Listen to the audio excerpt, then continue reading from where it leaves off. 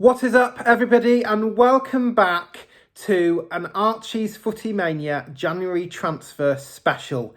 And just to let you know, the January transfer deadline was yesterday, if you were living under a rock. But if you weren't, you perfectly know how hectic, how mental it's all been. Honestly, guys, the amount of times I've had to look at my phone for updates, for links even, not just the signings that have gone through, but the amount of players that have been linked with clubs is ridiculous. Not all of them obviously have gotten over the line, but there's just been so many rumours flying left, right and centre, and also so many done deals. So today, obviously, the rumour side of it is gone. The done deals are all in, and I'm just going to talk about just a couple of clubs, 2 or 3 clubs, and highlight how I think they've done, and maybe point out if they've basically been the best or done the best business in the window or not, or maybe if they've done the worst or if they can do better. So I'm just going to take out a few clubs, and we'll just go from there, because it'll take an absolute age to discuss everything that's gone on. I'm kind of speechless still with how much has gone on. I mean, I've got this list in front of me here, and it's like each club has about that much written about it, because each signing is sort of on a horizontal paragraph. So it's just massive. Every club has done plenty of business, including outgoings as well. Some clubs like Tottenham haven't really done a lot. Southampton haven't got anybody in, but they've got quite a few outgoings on loan and stuff. So I'm going to basically just pick out a couple of the clubs and we'll go from there. So we're going to start with probably the club that was probably the most anticipated in this window to do some serious business, and that is Newcastle United. They have done a very good job, I'd say, an 8 out of 10. They haven't attracted glamour signings, but they've got the job done and they've attracted some sensible signings. And I say it like that because you could argue that maybe they're better than sensible. Maybe they are quality glamour signings, but I think overall they are sensible signings, and they are not signings that everybody would have associated with the £300 billion takeover, whatever it was. But I think Newcastle fans will have to be patient with this. This is only the start, and the start that they have made, by the way, is pretty solid. So we'll get underway with their incomings. So this January, they've brought in Kieran Trippier from Atletico Madrid of a total of £12 million, which I think for Trippier, that is a bargain. Chris Wood from Burnley for £25 million. Bruno Guimaraes from Lyon, or Bruno Guimaraes, I think you say, for £35 million. Matt Targett from Aston Villa on loan until the end of the season. And Dan Burn from Brighton for £13 million. So I think a couple of signings that stand out for me there. I think definitely has to be Bruno Guimaraes. Don't know an awful lot about him, but I think he will be a key player in their midfield. I definitely think that he's going to stick with them for a long time, and I definitely think that he could be part of their success story and getting back into the top half of the table and possibly into Europe.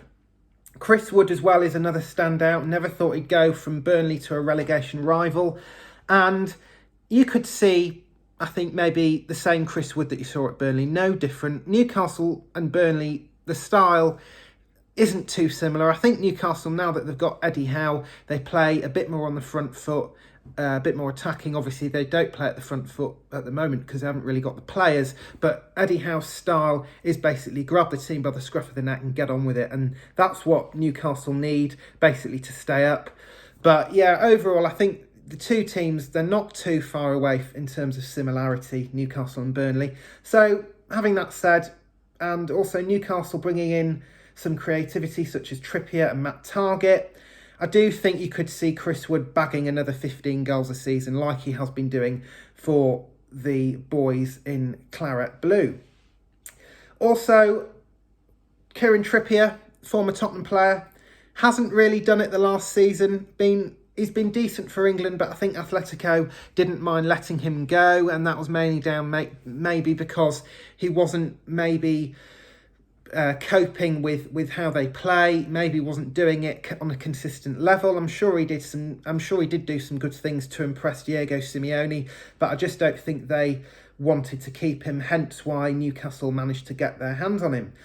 So, Newcastle, pretty good January transfer window, I have to say. Plenty of things to talk about. There are some outgoings, but they are mainly loan deals and players that are from the youth academy. So we're going to move on to Aston Villa, if I can find them in the list. This list is miles long, guys. Might be here a while. There we go. Aston Villa.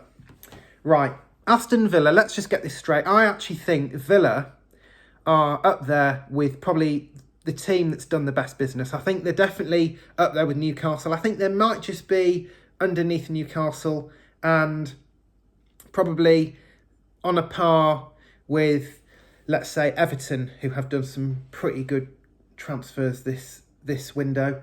So I'm just going to read out the incomings. So Philippe Coutinho from Barcelona on loan, Coutinho from Everton, 25 million, Kerr Smith from Dundee United, that's 2 million, Robin Olsen from Roma, ex-Everton goalkeeper, used to fill in for Jordan Pickford a lot of the time when he was injured, and Callum Chambers from Arsenal on an undisclosed transfer. So plenty of good signings there. I think the standout one, without a doubt, hands down, has to be Philippe Coutinho.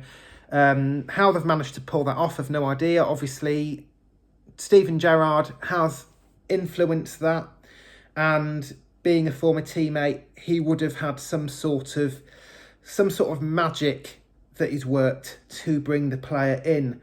Coutinho as well is pretty big signing. I mean, there's not many fullbacks in the league that can do what Digne does. He reminds me of sort of a Reece James, quite, likes to get stuck in. He's a very good crosser of the ball. He likes getting forward, but he's defensively, he's very well disciplined. Obviously playing under Benitez, you would be, but I think he'll offer Villa a lot of defensive reassurance, and also he'll give them that creativity going forward, which they kind of missed with Grealish. So that is basically Villa's transfer business, guys. It is a bit short and sweet, that one, but there are two quality signings there that, for me, take it up a notch. I think Newcastle have signed more quality players than Villa, but Aston Villa, just Philippe Coutinho and Coutinho alone,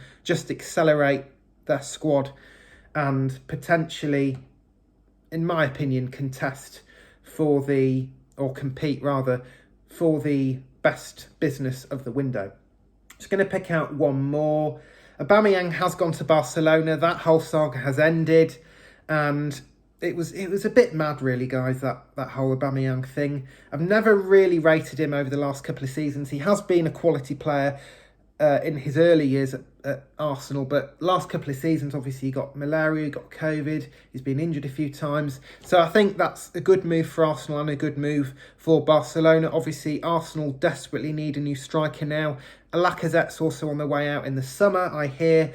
So, yeah, they're going to definitely invest in a striker in the summer. Speaking of strikers, Julian Alvarez to Manchester City. Now, I want to take a minute to talk about this, because Julian Alvarez, for me, has been a very interesting signing for Manchester City, because if you think about it, wasn't Ferran Torres, isn't this very similar to a Ferran Torres move, where he came in, sort of plays that false nine striker role, which this guy will probably do, and, play with the youth team a little bit, get to know some of the first team players, and then gradually come in the youth team, get starts. Isn't that what Ferran Torres basically did? I mean, come on.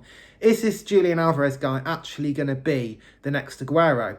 I think he might be, but we'll just have to wait and see. Because, with Manchester City, I feel like when you go to City, the squad is great, don't get me wrong, but because there's so many superstars, it can be incredibly difficult to stand out. And obviously, sometimes a squad like that can help a player develop. You've got really big players there that can help this guy develop. Obviously, there aren't many strikers. I think if Aguero was at the club, he'd definitely help him develop like he did with Jesus. Obviously, Jesus didn't really ever cut it for City. He's more of a winger now. But this guy, look, he's promising for the future, and I definitely think that he could become a very loyal player to them like Aguero was. But we'll just have to wait and see. But yeah, that's the only transfer for City this window, which isn't surprising considering the business that they did in the summer. So that's pretty much it, guys. Also, there's that whole Carvalho, sorry, I forget his name, situation from Fulham to Liverpool. That broke down last night. He's still a Fulham player. He's not going to go to Liverpool until at least the summer. But that's if Fulham will let him go back to Liverpool after the whole situation last night. Spurs also making some two very surprising signings, Rodrigo, Bentico and Dijon, Coulovsky, both from Juventus, both former teammates. So two very good signings, and also surprising. I say surprising because we thought we wouldn't get anybody. And it was, with the whole Traore issue and the whole Luis Diaz situation, it was a bit all over the place. But I think having two good signings, quality signings, shall I add, is better than not having anybody at all. I would have liked probably a right wing back and a striker, but that's just probably being greedy. I am happy with the players we've got in. We've had plenty of outgoings as well. Jack Clark, Dele Alli, very emotional there to Everton. I did get a bit emotional about it, considering how well he used to do at Spurs. And Valencia have acquired Brian Gill on loan, Giovanni Lo Celso to Villarreal on loan, and last but certainly not least, Tanguy Ndombele to Lyon on loan, where we bought him from, and I think he might go there on a permanent come the summer. So anyway, guys, I'm starting to lose my voice now. There's so much still to talk about, but I might make a separate video, so stay tuned for that. And don't forget to subscribe to Archie's Footy Mania so you don't miss any content at all. I think this might be my record video for the longest I have made. It's now 12.10 minutes. It just basically sums up how busy this window's been. Anyway, guys, catch you later. Bye.